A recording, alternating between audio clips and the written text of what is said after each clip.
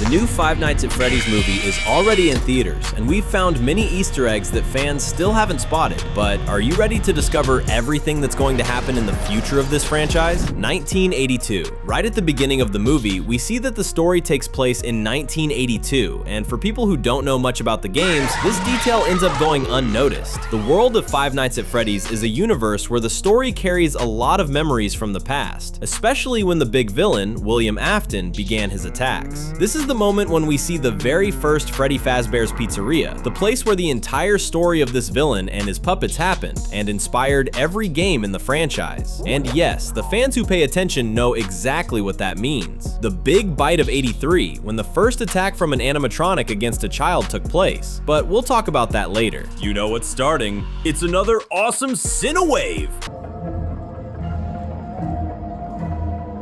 Charlie. Inside the 1982 pizzeria, we're shown one of the most important scenes in this entire universe, Charlie Emily's birthday party. For those who don't know, she was William Afton's very first victim, and later this girl becomes the soul that controls the animatronic known as Puppet. Charlie was introduced for the first time in the franchise's second game, in the minigame Take Cake to the Children. In that story, she ends up being kidnapped and loses her life at the hands of William Afton. This moment is extremely important because Charlie becomes one of the major villains of this universe in the future, but that's a conversation for later.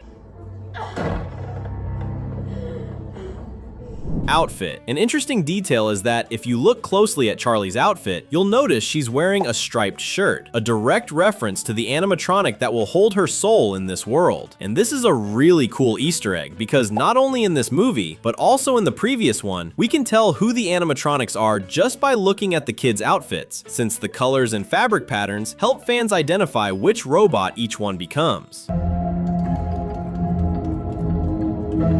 Another movie. Now, a detail most younger fans didn't notice is that when William Afton is running after Charlie Emily, the antagonist is holding a knife. This is actually a reference to another famous horror movie from the 90s, Scream, because the actor who plays William Afton is also the villain in that movie, and older fans definitely caught that detail.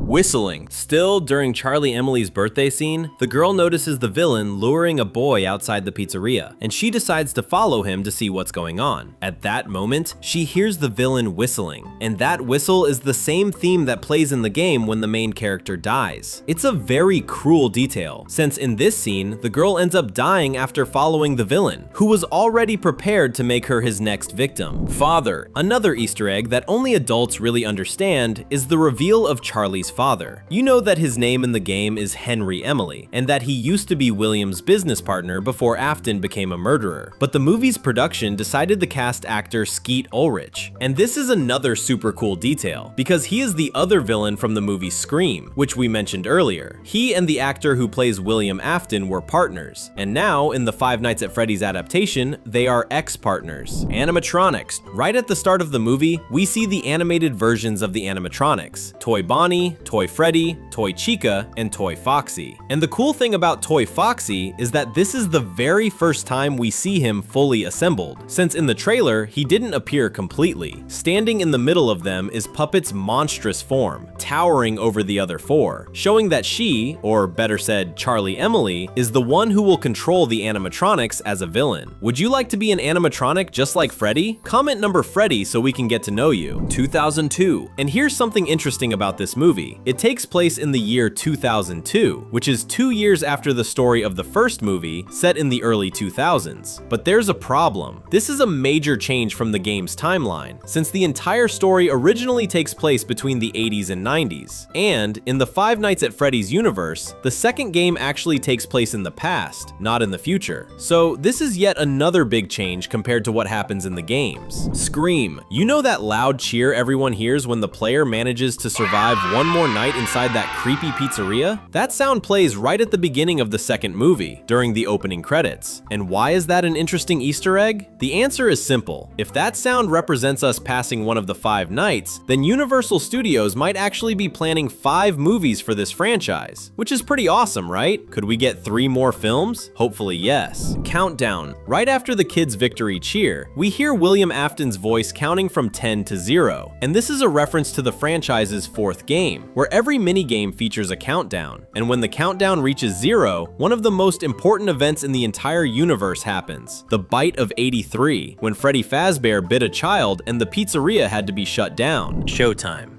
After Charlie's memory sequence and the movie's opening credits, we see a hand, definitely William Afton's hand, pressing the Showtime button, the same button the animatronics used to start their music performance in the games. We also saw a button like that in the first movie, but that one belonged to another pizzeria and was located on the back wall of the building. Newspaper. During a flashback scene, we see newspaper clippings about Charlie Emily's death, and in one of those articles, there's a headline saying she entered a restricted area of the pizzeria. This is a reference to the 5th game in the franchise, where there's a restricted area that players rarely manage to find. And here goes a very interesting detail. Why would a pizzeria even have a restricted area? It makes absolutely no sense. School bus. Going back to one of the coolest references in the movie, there's a scene where Abby is heading to school, and at that moment, she's telling her friends everything she experienced in the creepy pizzeria from the first movie. This is actually a huge homage to all the kids who made that game famous back in 2014 when it first appeared for video game fans. But wait, what do you mean? It's simple. Everyone in the gaming community knows that Five Nights at Freddy's spread through word of mouth, friends recommending the first game to their buddies. So when Abby tells her friends about her adventure, what's really happening is the movie paying tribute to the people who truly made this universe the success it is today, the fans.